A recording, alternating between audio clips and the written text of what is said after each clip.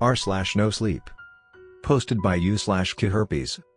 An abandoned house has a strange sign up, "Trespassers will be absorbed." After my parents had moved to a new town, I was forced to make friends all over again. It was my last year in high school and I didn't know anybody. I ended up finding a crowd of kids who liked exploring abandoned buildings and smoking weed. There were worse fates, I guess. It was far better than being the new kid with no friends at all. I found the old house on the edge of town, far down a dirt road that seemed to serve no purpose. I was riding my bike at the time. The next day, while we were at school, I reported back to my friends about it during lunch. "We'll go tonight," Mike said, grinning at me. "Steve always finds the most random crap," Howie said, looking down at his tray. "Remember the time you found that underground tunnel in the mental asylum?" "Yeah," I responded. "That was pretty bizarre. But this new house would be far stranger than anything before." 4 of us ended up going. Mike was always the leader, and also the only one with the car. His parents were wealthier than any of ours and had bought him a Cadillac on his 16th birthday. He was also the giant among us, standing well over 6 feet tall. Howie was chubby and short. He was always cracking jokes at the worst possible time and getting in trouble. But I loved having him around. He was always in a good mood, always trying to raise everyone's spirits. And then there was Lillian. She was, by far, the smartest among us. She came out with us sometimes, always wearing goth clothing.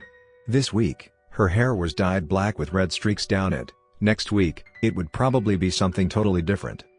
We pulled up in front of the house, Mike squinting at it through the windshield of his Cadillac. "Holy shit, that place is huge," he said. In the dark, all I could see was its silhouette. Everyone else stayed silent, simply staring at the place. A chill ran down my spine. In the dark, it seemed far more ominous than it had in the bright afternoon. "I hope we don't find a family of inbred meth heads living in there," Howie said. "What is this road even for? There are no other houses on it. It doesn't seem to go anywhere." I had wondered the same thing. We all got out of the car, gathering our supplies. Each of us had a headlamp we usually used for nighttime explorations. Turning them all on, the yard lit up all at once. In front of the house, across the massive, unkempt yard, I saw a sign I had missed the first time I had driven by this place on my bike: "Absolutely no trespassing. Trespassers will be absorbed." "What the fuck?" Howie said, laughing. "Trespassers will be absorbed? That's a new one. Absorbed into what? The cosmic soul? Hell? Or maybe the Russian military?" I looked around, feeling watched. In the forest next to the house, I saw a pair of wide eyes, low to the ground. Whatever it was skittered away as soon as I turned my headlamp towards it. "Probably just a possum," I thought to myself. "That sign is likely just someone's idea of a joke," Mike said, putting his massive hand on Howie's back. "Why don't you go first, Motormouth?" Howie looked up at Mike, a look of concern crossing his fat, jovial face for a moment. Then he turned towards the house and began walking. We followed close behind him. I was next to Lillian. "You grew up in this town, right?" I asked her. She nodded. "Have you ever heard of this place, or this road?" I thought back to the faded road sign we had seen when we pulled onto it. I think it said Gnawbone Road. She frowned slightly. "No, but this town's nearly a few hundred years old," she said, pushing a strand of hair out of her face. "There's probably a lot of places like this we don't know about. One time, before you moved here, we found an entire graveyard in the forest. The trees and brush had nearly reclaimed it, but there were still dozens of tombstones mostly intact. There wasn't even a trail to it. It was like the whole thing had simply been forgotten and left to nature." By this point, Howie had reached the house, going up the rickety, creaking stairs. The front porch wrapped around the house. Old Victorian turrets stood high, blocking out the stars and the dark, nighttime clouds. The peeling red paint of the house had mostly been worn away over time, leaving stained wooden boards peeking out underneath. We followed close behind. I saw an old rocking chair on the porch, still moving back and forth. Must be the wind, I thought. Howie put his hand on the doorknob. For a moment, I hoped that it would simply be locked, and then we could just turn around and forget about this whole thing. But it wasn't. The door opened silently, swinging in. "Holy crap," Mike said behind him, looking over Howie's head into the darkness. His headlamp moved up and down as he checked out the front chamber. "Look at the size of that chandelier." Lillian and I moved up close behind him and Howie. A huge glass chandelier still hung from the ceiling, covered in spiderwebs and black dust. Underneath it, A massive staircase went up to the next floor. Dust covered the floor.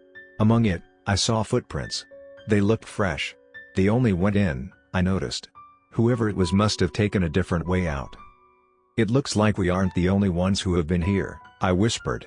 The rest of them examined the footprints as well. Maybe it's just a daytime caretaker, Mike said. Let's go. We all stepped in, closing the door behind us. A faint musty smell permeated the house, along with something more repulsive, something like rotten spoiled meat. It wasn't overwhelming, but it was definitely there. Okay, where are we going first? Lillian asked, her voice calm and unbothered. I wished I could have that level of calm. Let's go left, Mike said, pointing. It looks like there's some sort of old library over here. Ancient-looking books were stacked in shelves up to the ceiling. Many of them were water-damaged or falling apart. Lillian moved apart from us, examining them with a frown. Why would someone leave all these books here? And the chandelier? She asked. I shrugged, coming up next to her. Maybe all that stuff is just worthless, I said. And not a single homeless person or kid has come here to steal the stuff they left behind? She said. She had a good point. She pulled out a random book. Looking over her shoulder, I saw the title, Human Sacrifice and the Black Arts. The one next to it on the shelf read, The Teachings of Moloch. Pretty weird, I said. But Lillian was no longer listening to me. She had opened the book and was reading it with wide eyes. Turning around, I saw Mike and Howie had gone. Oh shit, Lillian, I whispered. We lost them. How in the hell could we lose them? They were just right here. And then I heard screaming coming from another room nearby. She dropped the book and we began to run, turning our headlamps this way and that. We ran into the kitchen and saw Mike sprawled across an old table, his throat slashed from ear to ear. He was still alive, gurgling, his eyes frantically moving from one end of the room to another. The table appeared to be drinking his blood. Every drop that fell on it disappeared into the wood. He began to seize, his eyes rolling back in his head. Within seconds, he had stopped breathing, his fingernails and lips turning blue under the intense glare of our headlamps. Howie! Where are you? I screamed. I didn't know whether Howie had killed Mike or someone else was in here with us. I couldn't see how Howie would do that to any of us, though. My mind moved towards the latter idea. Oh my god, Lillian said, her hands trembling. We need to call the police. We need to get out of here. She reached into her pocket for her phone, dropping it on the floor in her panic. She picked it up, turning it on. No service. Let's just go, I whispered. You go first. I put my hand on her shoulder, feeling her chest heave as she began to cry. We need to go, now. I spun her around and began pushing her towards the front door. I looked back one last time, and saw Mike's body deflating like a balloon. His blood spilled out of him faster and faster, which seemed strange, since he had no heartbeat. The table appeared to be melding with his body, his head and chest liquefying and stretching out. Within seconds, he had disappeared into the house itself. All the blood and gore had been cleaned up. Even his clothes were gone. I didn't share this with Lillian. I just pushed her faster. We saw the door was closed. I ran past her, trying to open it, but it was locked. I kicked it as hard as I could, putting as much force in the area around the knob as I could, but it was like kicking a metal wall. I shrieked with the pain as the force of the impact ran back up my leg. I checked my phone, my hands trembling. It said there were 0 bars in the house. I tried to send a text out anyways, first to 911, then to my parents. Both failed to send. Perhaps it was the fact that we were in the middle of nowhere, or perhaps the house had some sort of metal that interfered with cell reception. But it seemed no help was coming. Lillian began to cry harder. No help is coming, no help, she sobbed. Get it together, I said through gritted teeth. We aren't dying here. We have to find Howie and get all 3 of us out together. Do you have a weapon on you? She shook her head, then she pulled out a lighter. That's not really a weapon, Lillian. Maybe if we start a fire in the house, then people will see it, and help will come, she said.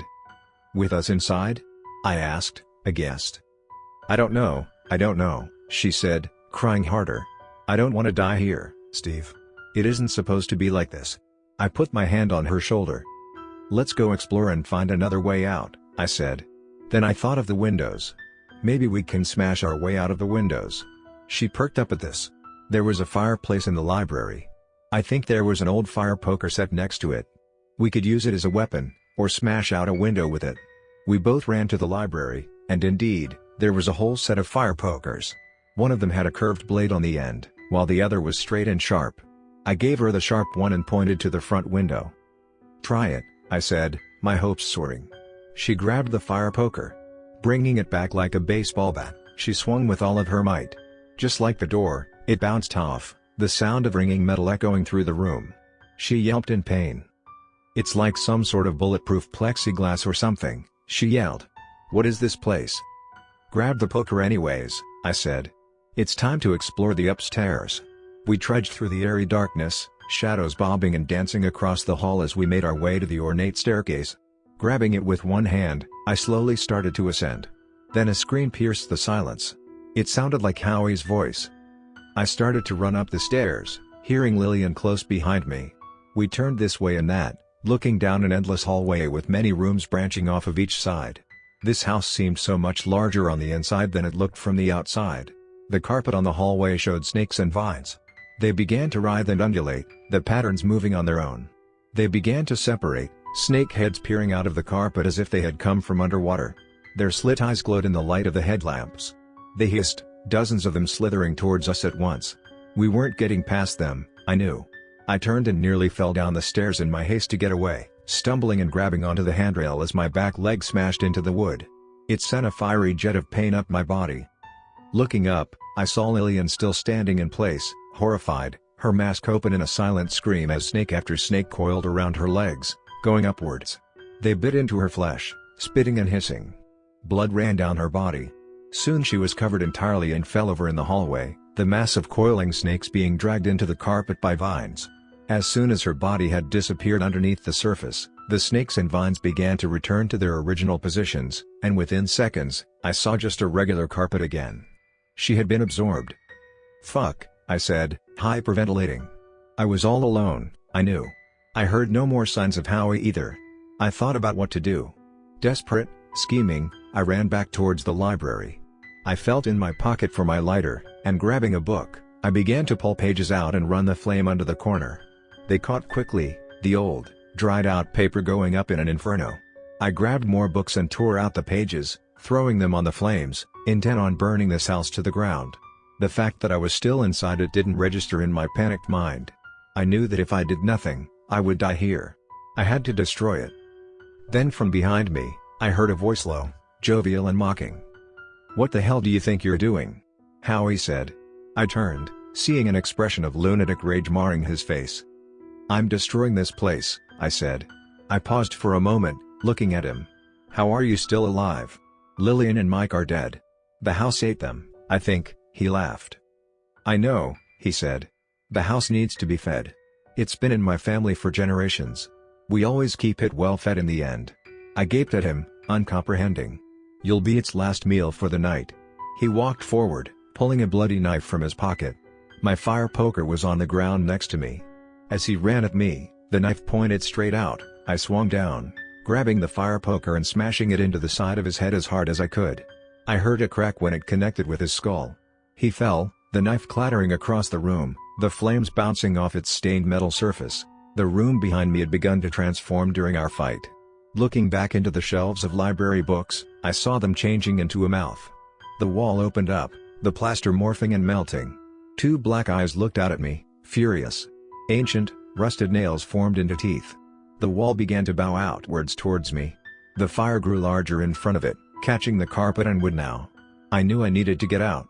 But the door wouldn't open for trespassers, and neither would the windows. Suddenly, I had an idea. Sprinting away from the demonic face in the wall, I grabbed Howie's unconscious body, dragging him by his legs to the front door. Using his hand, I gripped the knob. With a prayer, I tried to turn it and the door flew open. Since he wasn't a trespasser, the house wouldn't keep him locked in. Looking back at his unconscious body one last time, I swung the fire poker down on his head. I heard another crack as the side of his skull gave way, a jet of blood pouring out through the hole. I threw the weapon into the hall, running back towards the car. I tried the door, realizing it was locked. Mike had the keys on him when he had been absorbed. Watching the house turn into a blazing inferno behind me, I began to walk down the dirt road dirty, disheveled, and frightened, but alive.